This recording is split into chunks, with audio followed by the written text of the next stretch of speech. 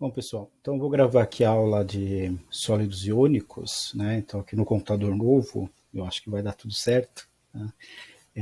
Então, nós paramos aqui nos sólidos metálicos, né? Então, paramos aqui nos sistemas cristalinos, e aqui a gente vai fazer uma análise com referência aqui ao sistema cúbico e o hexagonal, tá certo? Apesar de alguns sistemas iônicos, né, cristalinos, algumas estruturas cristalinas iônicas se aproximarão mais do tetragonal, ortorrômbico e até de outros, tá certo? Mas esses daqui a gente pode aproximar a um sistema cúbico, tá certo? É só os ângulos ou talvez as arestas que são maiores ou menores, mas a gente pode referenciar aqui o sistema cúbico. E aqui o único que é o diferente aqui é o sistema hexagonal, né, que não dá para comparar o hexagonal com o cúbico. Mas os outros, né, são cubos distorcidos, tá certo? Então a gente pode aproximar aqui, entendendo bem o sistema cúbico, a gente consegue entender os outros sistemas, tá certo? Então aqui no caso, né, dos sólidos iônicos, nós temos essa tabelinha aqui, né, que é do JDLI, né, que relaciona aqui o raio do cátion com o raio do ânion, né? Então a fração do cátion sobre o ânion, tá certo? E aqui vai a primeira pergunta, né? Por que o raio do cátion geralmente é menor do que o raio do ânion, né? Teoricamente vocês viram isso em estrutura da matéria, tá certo? Eu vou deixar uma questãozinha para vocês. Mas aqui no caso, a gente pode perceber que quanto menor o raio do cátion em relação ao ânion, né? Então, geralmente o cátion, né, é positivo, né? Eu vou dar um spoiler, né? É contraído o raio do cátion, né, pela atração dos elétrons, e o raio do ânion, geralmente ele ganha um elétron, né, fica mais negativo, e aí tem mais elétrons do que cátions, então a atração não é tão eficiente pelo núcleo positivo, então uma expansão do raio, certo? No caso do cátion, há um excesso de carga positiva e menos elétrons, então os elétrons são mais fortemente atraídos para o núcleo e há uma contração do raio, tá certo? Em geral, pode inverter, como a gente vai ver, né, dependendo do número atômico do cátion, pode ser que ele seja maior do que o ânion, mas em geral, se tiverem números atômicos próximos, o raio do cátion é menor, e o raio, ou se for no mesmo período, né? O raio do cátion é menor e o raio do ânion é maior, tá certo? E aqui, e aí se houver essa inversão, né, o raio do ânion, né, talvez um ânion com menos camadas e o cátion com muitas camadas, pode haver uma inversão, e a gente pode fazer essa relação inversa aqui, tá certo? Mas em geral, o a relação entre o raio, a fração aqui entre o raio do cátion e o raio do ânion, ou o raio do íon menor sobre o íon maior, né? Se o cátion for muito menor do que o ânion, né?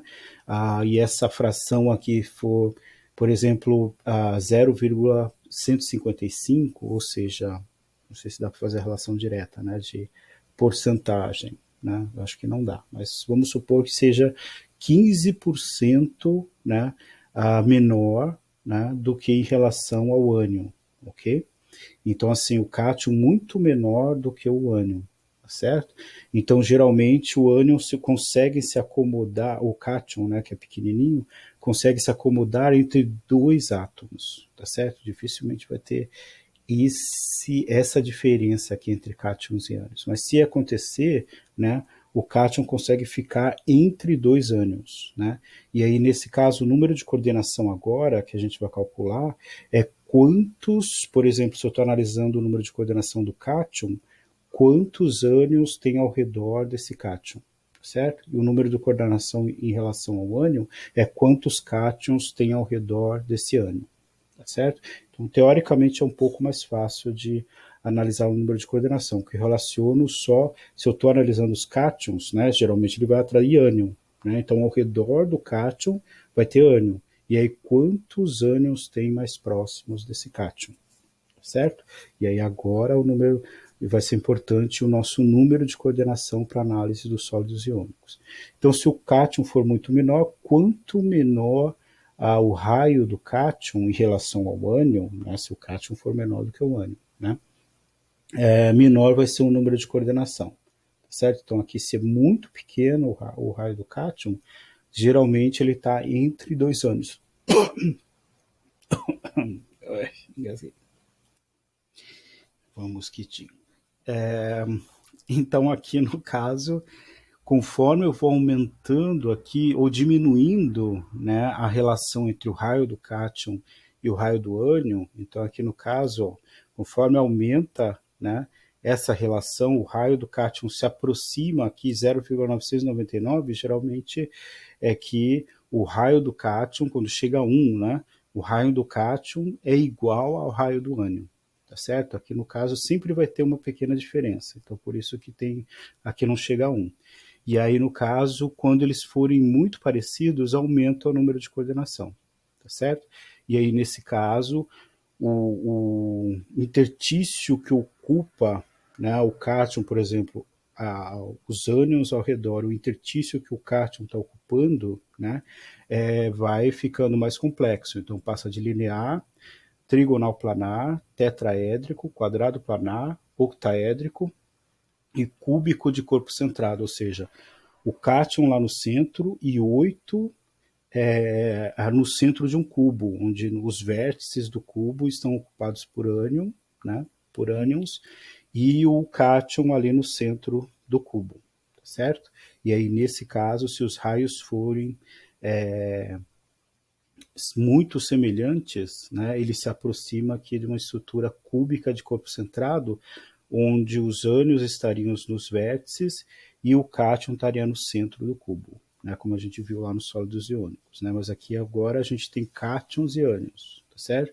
E a gente vai ter que analisar as posições dos cátions e as posições dos ânions. Okay? Como a gente vai ver, também tem uns videozinhos para facilitar a nossa visão, né, tridimensional. Okay? Então aqui, essas estruturas, né, dos sólidos iônicos, então na aula anterior de sólidos metálicos, ajuda muito a gente entender os sólidos iônicos. Por isso que eu disse que a outra foi bem extensa. Talvez essa vai ser mais extensa, mas não vai ser tão difícil assim, se entenderam bem lá a aula de sólidos metálicos, tá certo? Então aqui, nós temos aqui estruturas cristalinas, né, frequentes, que se aproximam aqui de certas estruturas cristalinas de sólidos conhecidos, tá certo?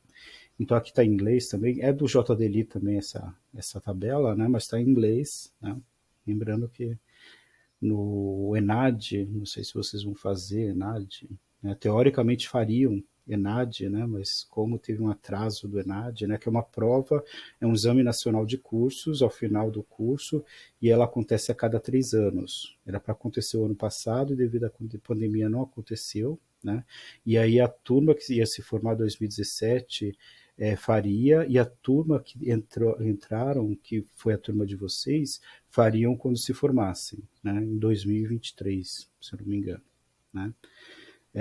Mas agora está tudo atrasado, não sei como é que vai acontecer. E aí sempre tem uma questão no ENAD em inglês, né? Então é importante também você ter noções do inglês técnico, né? Mas é só uma questão só, então não é tão ruim assim, né? E é mais de entendimento do inglês do que interpretação, né? Tem questão de química, mas está em inglês, né? Mas uma questãozinha só de 80 questões de português, né? Conhecimentos gerais, e de química e área de ensino de química também. Né? Bom, então aqui no caso, né, nós temos, né, a estrutura, eu vou começar aqui pela fluorita, né, então aqui no caso eu tenho ó, o fluorito de cálcio, né, que seria o minério fluorita, né, que tem os cristais de fluorita, tem uma certa estrutura, né, e aqui nós temos a estrutura da antifluorita, ou seja, aqui eu tenho a posição dos cátions e dos ânions. Essa estrutura aqui vai ser a mesma dessa daqui, só que as posições dos ânions serão ocupadas pelo cátion, aqui, por exemplo, o óxido de potássio, né? Então, as posições do ânion, né, serão ocupadas pelo cátion, pelo potássio, e as posições do cátion serão ocupadas pelo ânion. Tá certo? Então, por isso que tem estrutura cristalina da fluorita, E a antifluorita inverte as posições de cátions e ânions, tá certo? Mas essa acho que é o único mais frequente, né? Então aqui a gente pode observar que no caso o cátion é muito grande e o flúor está no segundo período, então o flúor é menor em relação ao cátion. Aqui no caso o cátion é pequeno, potássio, lítio, sódio, né? E aqui no caso o ânion é muito grande, né? Então aqui no caso acho que é o contrário, né? Potássio maior, tem uma camada maior e a não, acho que tem, deixa eu ver, isso, tem uma camada a mais do que o, o oxigênio, né? E aí no caso o cálcio, né, que está bem um pouco abaixo na tabela periódica no quarto período, né, e o flúor está no segundo período. Então, no caso da fluorita, os ânions são pequenos e os cátions são grandes, né?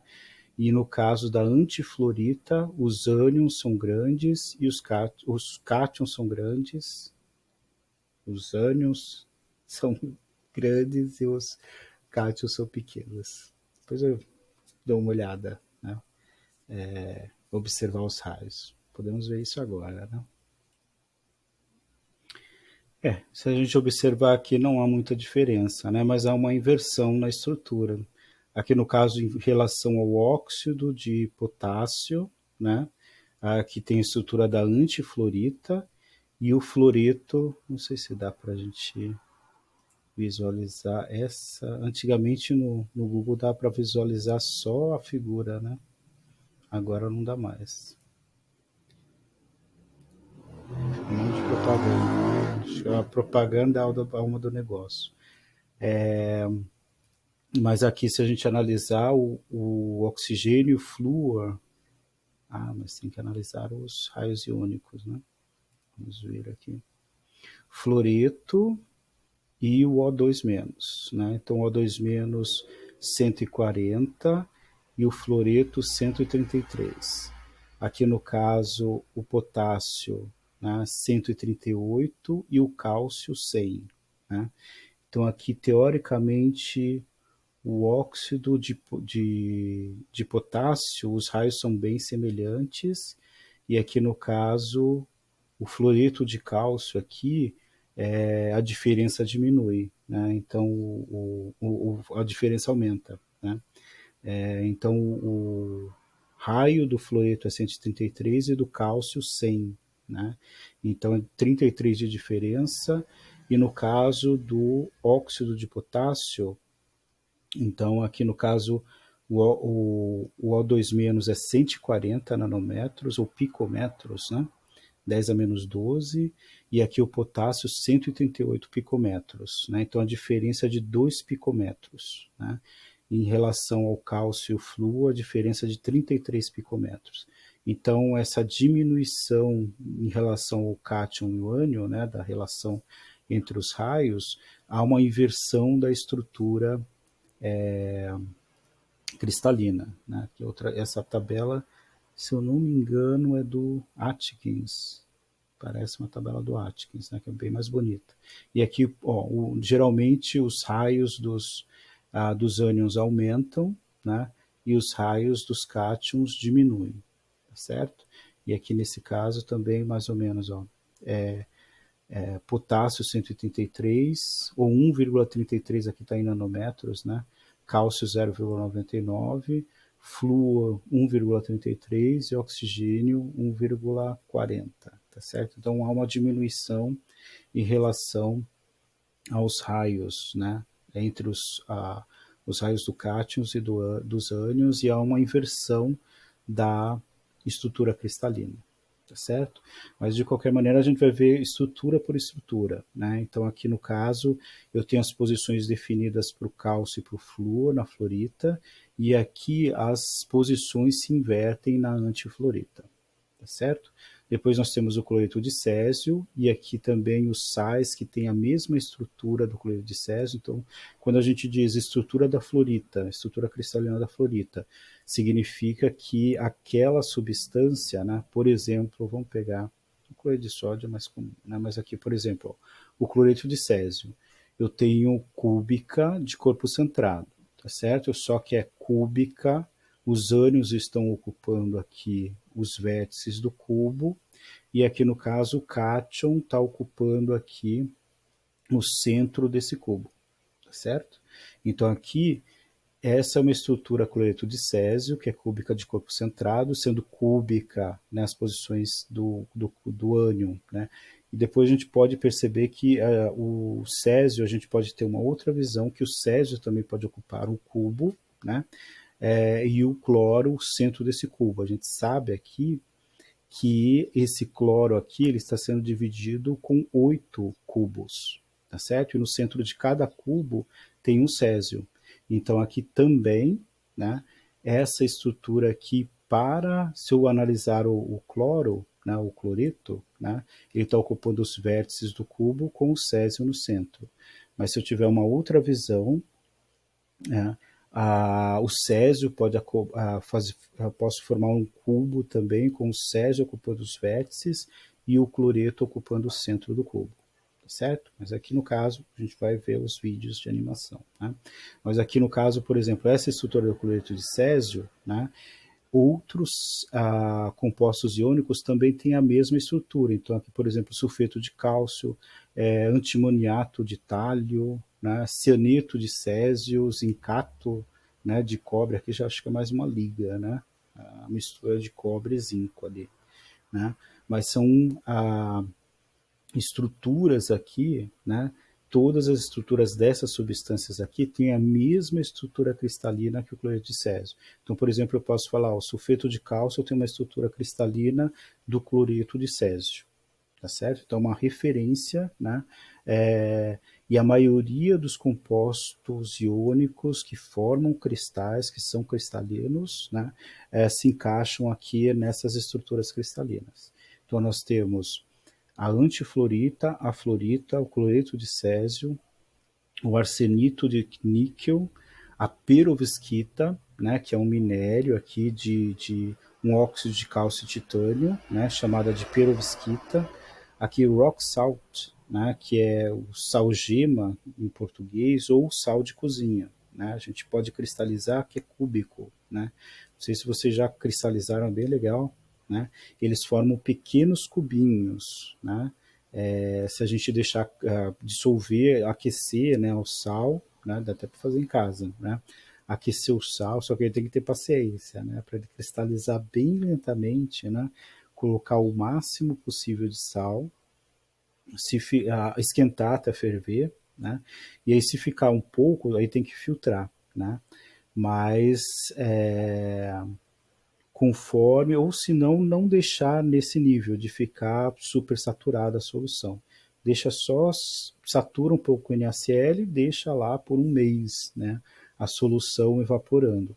Se ela evaporar agora no frio, né, talvez demore mais para evaporar, mas conforme o solvente vai evaporando, os cristais vão se juntando, ou os íons, os cátions e os ânions vão se juntando lentamente para formar cristais.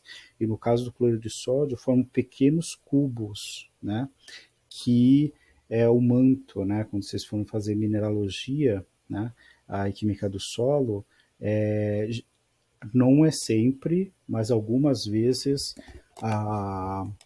o manto, ou como o formato desse cristal reflete a estrutura cristalina, né? Então, assim, é a lei tem uma lei do hermetismo, né? Esqueci, da correspondência, né? Assim no céu como na terra, né? Ou seja, a estrutura cristalina reflete, né, o cristal. Nem todos acontece isso, mas no sal de cozinha acontece isso, o alumínio de potássio que a gente ia sintetizar no laboratório acontece isso, né? Então, alguns cristais refletem a estrutura cristalina lá da célula unitária dos átomos, reflete na substância que tem bilhões, trilhões, 4 milhões de átomos, e aquilo todos unidos, todos harmonicamente ali, ah, juntos, né? Cátion, ânion, infinitamente, né? Numa infinita rede de íons, tá certo? Então aqui, ó, tem várias substâncias aqui que refletem essa estrutura do cloreto de sódio. Aí nós temos o rutilo, né, que é um minério também de óxido de titânio, e aqui nós temos um, a, um composto iônico que apresenta polimorfismo, né? Então aqui nesse caso não é alotropia, seria polimorfismo. Seriam dois tipos de cristais, a esfarelita, né, ou a blenda de zinco e a wursita, tá certo? Então aqui no caso geralmente aqui no caso a esfarelita e a wursita, né, formada por sulfeto de zinco, tá certo? E aqui no caso o sulfeto de zinco pode apresentar uma estrutura cristalina da esfarelita, né, ou a blenda, né? E aqui no caso também o nome, né, outro nome seria blenda, né, de zinco, ou pode apresentar uma estrutura cristalina de wursita, tá certo? E aí nesse caso é interessante notar aqui que a proporção, a gente vai calcular isso também, a proporção entre cátion e ânion segue aqui também, nesse caso o sulfeto de zinco é 1 para 1, então todos os que refletem também serão 1 para 1, tá certo? E isso dá para a gente calcular pela célula unitária. Tem a mesma estrutura cristalina, tem o mesmo número de cátions e ânions dentro da estrutura cristalina, ou dentro da célula unitária, né? Aqui, por exemplo, o cloreto de sódio também, sempre 1 para 1, né? Aqui no caso da fluorita, é 1 para 2, 1 para 2, 1 para 2, e na antifluorita é 2 para 1, 2 para 1, 2 para 1 e assim por diante, certo? Então isso também é interessante notar, né? Essas diferenças. Na perovskita tem 3 elementos, tá certo? É 1 para 1 para 3, né? Então aqui, 1, 1, 3, 1, 1, 3, certo? Então sempre vai se repetir essa proporção, né, se segue aquela estrutura cristalina, tem a mesma célula unitária e tem o mesmo número de cátions e ânions dentro da célula unitária. Ok? Isso a gente vai perceber. Bom, então o primeiro aqui que parece complicado, mas teoricamente é bem simples de analisar, seria o salgema ou a estrutura cristalina do cloreto de sódio, tá certo? Então aqui, nesse caso aqui, eu gostaria de apresentar, né, primeiro o vídeo e depois a análise que a gente vai fazer. Geralmente, né, nessa disciplina, a apresentação que os alunos faziam era de estruturas cristalinas, né? É que a gente acabou invertendo por causa da pandemia, né? Então, a parte que vocês estão apresentando era a parte experimental e isso aqui era a parte da apresentação dos alunos, né? Mas a gente inverteu, né, para tentar adaptar, né? Eu fiz uns experimentos teóricos, né? Os experimentos que a gente tinha feito anteriormente, aí o pessoal reproduziu na forma de relatório com os resultados, mas não deu muito certo, né? Relatório já é ruim de fazer, sem o experimento aí fica pior ainda. Então ficou para vocês apresentarem a parte descritiva e eu vou fazer a apresentação aqui das estruturas cristalinas, certo? Mas um primeiro vídeo que eu queria mostrar seria esse vídeo dessa professora aqui, né? Que é bem legal. Acho que no ano passado também o Nicolas, do quarto ano, estava fazendo um trabalho comigo sobre animações 3D e também o ensino de estrutura cristalina para o ensino superior e também para o ensino fundamental, né? Também a geometria molecular. E aí tem esse vídeo dessa professora aqui, que ela faz as estruturas cristalinas, né? Com palito de dente e bala de goma, né? Então vou mostrar aqui, tentar, não vou mostrar muito, né?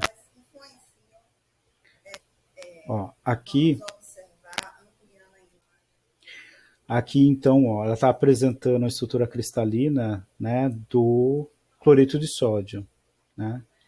Então são cubos de face centrada, né? Ó, ela vai separar só a célula unitária. O padrão que se repete que é a célula unitária, né?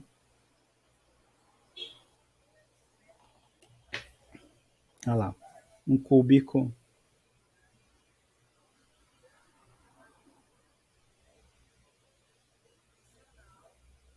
E quando a gente faz, não essa, né? Porque Estrutura cristalina, né, de sólidos iônicos, a gente trabalha só no ensino superior. Mas geometria molecular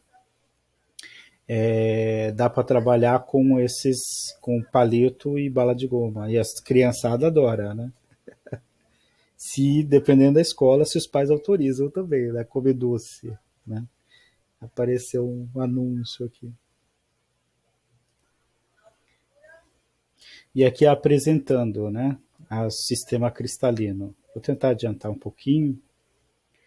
Ó, redes bravais, né? Então vai aumentando aqueles sistemas cristalinos que eu apresentei para vocês. Vamos ver. Ó, aqui cúbica de corpo centrado. Ah, não, cúbica de face centrada, né? Que inclusive o Nicolas fez uma de isopor também, né? Ó, hexagonal compacta.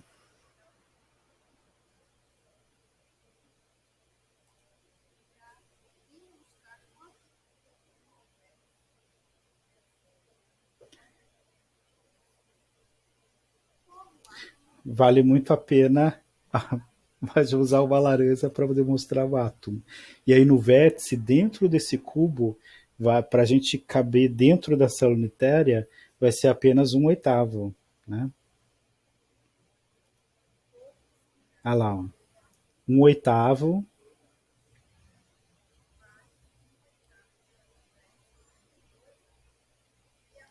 Então vale a pena assistir esse vídeo, né? Células unitárias cúbicas, dedução de arestas e número de coordenação. Né? Então, não vou passar o vídeo todo, né? Mas ó, aqui vai fazer aquele cálculo, né, que eu mostrei na aula anterior, né, que eu não fiz o cálculo, mas aqui no caso ela vai fazer esse cálculo, né? Então, se vocês se interessarem, né, vai fazer o cálculo do fator de empacotamento atômico. Ó. Então, aqui, se tiverem interesse, né, é bem legalzinho. Talvez eu coloque uma questão na avaliação para vocês demonstrarem, né? Eu não sei, vamos ver. Se vocês acharem interessante. E aqui outro cálculo. Cúbica de face centrada, né? Que é um pouco mais simples. Ok? Bom, então se interessarem, esse vídeo é bem legal dessa professora, né? Demonstrando aqui as células unitárias, ok? E aqui outro vídeo também, né? Celdas unidade del sistema cúbico e como se originam. Né? Ah, o vídeo está em inglês, né? Mas aqui o título está em espanhol, né? Mas a única coisa que eu gostei desse vídeo é como que ele mostra os cortes, né? Passa uma faca ali, facas guinso, talvez o Ziel entenda, né? Facas guinso aqui, para cortar o átomo, ou seja, qual a parte do átomo que pertence a essa célula unitária.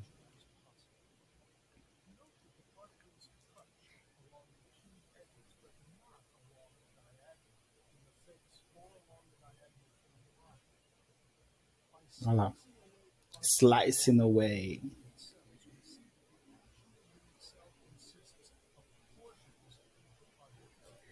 Então, aqui nesse caso, ó, é a cúbica simples, né? Então, cortando aqui o que pertence àquele cubo que consegue se repetir para reproduzir toda a estrutura cristalina. Então, esse aqui é o cúbico simples, né? Para e se juntar todos esses cubinhos, eu consigo formar toda a estrutura cristalina, né?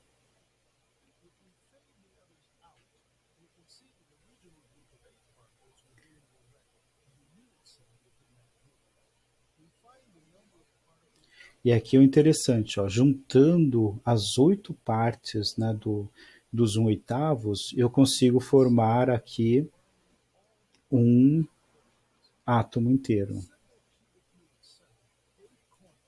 Certo? Então ali aqueles 8 1/8 forma um átomo inteiro célula unitária. Deixa eu ver. Aqui no caso, ó, essa que é a estrutura do cúbica de corpo central, cúbica de face centrada do cloreto de sódio, certo? Então, se a gente observar aqui, ó, eu tenho, por exemplo, o cloreto está em verde, o sódio está em laranja. Se essas posições, né, então o cloreto de sódio, nessa estrutura mostrada aqui, dá para mostrar de maneiras diferentes, né? As bolinhas laranjas, né, observando só as bolinhas laranjas, nós podemos perceber que elas ocupam aqui os vértices e as faces, certo? E o cloreto, que seria as bolinhas verdes, elas ocupam todas as arestas e o centro aqui do cubo, tá certo? Então, nessa formação aqui do cloreto de sódio, os cátions ocupam as posições cúbicas, né, de face centrada do retículo cristalino, e os ânions ocupam as arestas e o centro do cubo, tá certo? Se, deixa eu ver agora eu acho que eu vou precisar desenhar. Se eu observar aqui, e é isso que vai aparecer no vídeo, deixa eu ver se ativar, tá ativado aqui, ó. Se eu pegar aqui esse átomo no centro do cubo e aqui observar aqui os átomos que estão mais próximos, que seriam os átomos de sódio, os cátions, né? Vai formar aqui um quadrado e aqui um em cima e outro embaixo, certo? E aí nesse caso aqui estamos formando aqui um octaedro ao redor aqui do átomo central. Então aqui, ó, os átomos verdes estão um pouquinho mais distantes, porque são ânions, né? Eles se repelem. Aqui, esses daqui que estão nos vértices, né, de sódio, eles estão muito longe. E aqui os mais próximos é os átomos que estão nas faces, certo?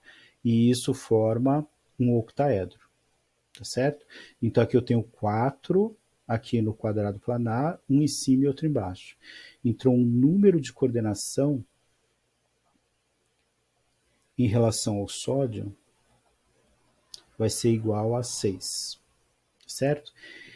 E aqui, se eu pegar, por exemplo, o sódio aqui, né, eu consigo observar que ele tem um átomo em cima, outro átomo embaixo, ele tem um aqui, outro aqui, e eu sei que na próxima célula unitária vai ter um cloro no centro também, né? Então ele forma também aqui um quadrado planar. E aqui nesse caso também forma um octaedro, tá certo? Então literalmente eu tenho que pensar fora da caixa, né? E aqui nesse caso aqui forma um octaedro também, certo? E eu tenho aqui 4 aqui, 5, 6. Então o número de coordenação em relação ao cloreto vai ser igual a 6 também, certo? Aqui só, aqui ó, dá para observar que está muito mais bonito, né? Aqui esse número de coordenação aqui igual a 6, né? Se ele estiver aqui no centro, e aqui o mais próximo são os átomos que estão nas faces do cubo, ok?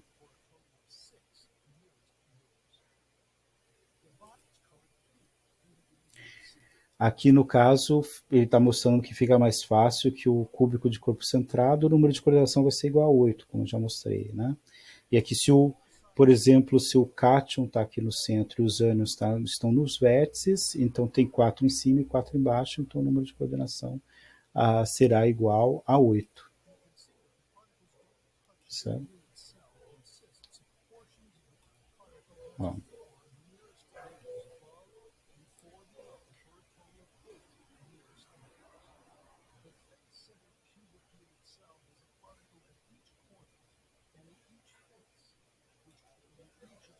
Aqui só para mostrar, né, só o cúbico de face centrada, né? Então, quantos átomos tem aqui dentro de uma célula unitária cúbica de face centrada, certo? Só fazer uma animação rápida, né? Aqui no caso cúbico e aqui as faces sendo ocupadas aqui pelos átomos amarelos, né, e os azuis ocupando os vértices.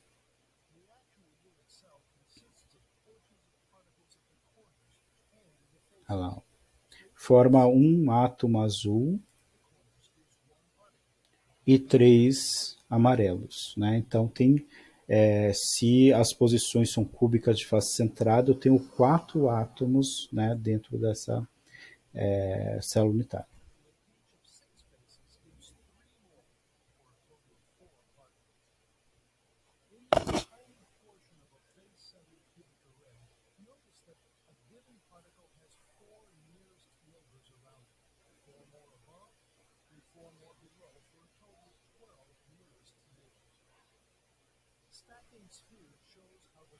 Esse aqui, no caso, seria o número de coordenação cúbica de face centrado para os metais, né, onde todos os átomos são iguais, tá certo? Que a gente viu anteriormente. E o número de coordenação é igual a, a, a 12, tá certo? Nós temos que tomar cuidado que agora são sólidos iônicos, né?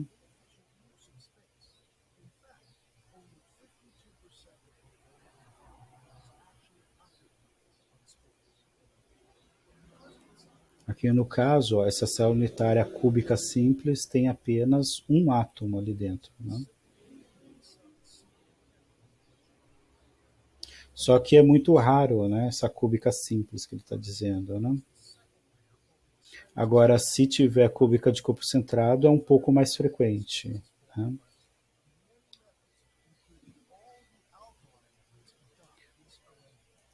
Está falando que aqui todos os alcalinos, né, os metais alcalinos terrosos, né, então esse a cúbica de corpo centrado é mais frequente, e aí no caso os metais alcalinos, né, tem geralmente essa estrutura cristalina. Vamos ver. Aqui, ó, agora aqui é o cloreto de sódio, né? Ó. E aí aqui no caso dá para a gente observar bem, né, duas células unitárias, onde aqui, e se a gente pegar o primeiro cubo, aqui os átomos verdes, né, estão ocupando aqui as arestas, tá certo? E aqui nesse caso aqui, se a gente pegar, por exemplo, um cubo intermediário aqui, esse no meio aqui, tirar essa parte e tirar essa parte, nós podemos perceber que agora os átomos cinzas, né, ocupam as arestas, certo? Então eu posso observar esse cubo, posso observar este cubo e posso observar este cubo aqui, que este aqui é igual a este, né? Então, até aqui seria um cubo, né? Se eu pegar aqui no meio, né, isso aqui seria um cubo onde os verdes ocupam os vértices, né? Mas se eu pegar esse primeiro aqui, daqui até aqui, os verdes ocupariam as arestas, né? Vamos ver como ele mostra aqui. Olha lá, ele pegou ali só o do meio, né, onde os verdes estão ocupando os vértices e as faces. Rock salt structure.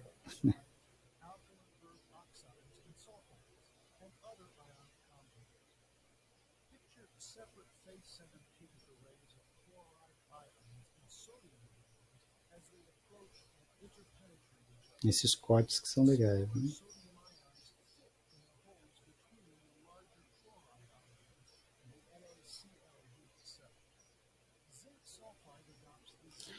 Agora já é o sulfeto de zinco, né? Que seria a blenda, né? E aí, no caso, a gente vai analisar um pouquinho mais para frente. Deixar esse vídeo aqui e a gente analisar o sulfeto de zinco, tá certo? Mas aqui, para o cloreto de sódio, então, nós temos aqui a análise, né, do número de coordenação, e aí a gente analisar quantos átomos tem na célula unitária. Então aqui, por exemplo, se a gente pegar os átomos laranja, que são os átomos de sódio, então aqui no caso, o Na, eles estão ocupando, nessa representação, eles estão ocupando aqui os vértices, tá certo? A gente sabe que tem 8 vértices e aí 8 átomos também, 8 vértices, e aí no caso 8, né? Só que é 1/8 de cada átomo. Então seria aqui 1/8 vezes 8, né? Mas ele está ocupando também todas as faces, tá certo? Então, se ele está ocupando todas as faces, o cubo tem 6 faces, né? E meio. Então, meio, né? Metade de um átomo aqui na face, vezes 6. Tá dando problema aqui minha caneta. Aí, 6. Então, aqui no caso, isso aqui daria 1, e esse aqui daria 3, né? Meio vezes 6 dá 3. 1 mais 3 vai dar 4 aqui, certo? E aqui, implicitamente, como a gente já conhece o cloreto de sódio, teoricamente vai dar a mesma coisa para o cloreto, mas vamos analisar. Aqui, ó, os átomos de cloro, né, os cloretos, estão ocupando todas as arestas, tá certo? A aresta aqui está dividindo com 4 cubos. Então, o que pertence a essa célula unitária é apenas 1/4, né, de átomo, tá certo? Então, temos 4 aqui em cima, 4 aqui embaixo e 4 aqui, né, aqui no caso, nas arestas laterais aqui do cubo, tá certo? Então, vai ser aqui 12, né, 4, 4 e 4, então vai ser 12 vezes 1/4, ok? Então, aqui no caso, 12 dividido por 4, né, vai dar 4, certo? É isso. 4, 8. Ah, e tem mais a... Não, tá errado. Queria forçar um resultado aqui. Mas aqui no caso, deixa eu voltar mais um. Não, não dá para apagar. Deixa eu apagar só isso aqui. Aqui no caso, ele está ocupando todas as arestas e o centro, né? Então aqui nós temos 12 vezes 1/4, 12 dividido por 4 dá 8, dá 3, né? E aqui no caso, mais um que tem no centro da célula unitária. Então 12 dividido por 4, 4, 8, 12, né? Então dá 3, mais um que está no centro da célula unitária, né? E aqui vai dar 4 também. Então a proporção aqui, né, NaCl, vai ser 4/4 ou 1/1. Então, no caso, a fórmula, né, dessa substância seria NaCl, que a gente já conhece, né, mas muitas vezes a gente não sabe qual que é a fórmula da substância, e pela estrutura cristalina a gente consegue calcular, né, a proporção entre cátions e ânions, né? Então a fórmula, né, seria a proporção mínima entre cátions e ânions, então seria o NaCl. Então aqui o número de coordenação é 6 e 6, e aqui se os raios são muito próximos, como a gente viu, geralmente eles se aproximam aqui da proporção 1/1. Tá certo? E aqui nesse caso, como a gente viu, né, se aproxima aqui do octaedro, né, não chega a ser o cúbico de corpo centrado, mas aqui no caso seria uma proporção, vai diminuindo a proporção do raio entre cátions e ânions. Então aqui no caso a proporção é 1/1, então o número de coordenação é igual a 6, né, do sódio, e aqui a proporção é 1/1, então o número de coordenação de um para o do outro, né, serão iguais. Se, por exemplo, para a fluorita, né, fluorito de cálcio, é 2 flúors para cada cálcio. Então, o número de coordenação também vai ser proporcional ao número de cátions e ânions que tem na célula unitária. A gente vai ver mais para frente, certo? Mas, geralmente, o que eu pedia e o que é exigido é isso. A gente calcular o número de coordenação de cátions e ânions na célula unitária, determinar quantos cátions e quantos ânions tem na célula unitária, e aqui a fórmula da substância pela proporção entre cátions e ânions, a gente sabe qual é a fórmula da substância, certo? Então, basicamente isso. Eu acho que eu vou fazer uma pausa, né? Já está com 44 minutos, não queria durar tanto tempo assim, mas para aprofundar a gente precisa, né? E aí, no caso, vou fazer uma pausa e a gente continua.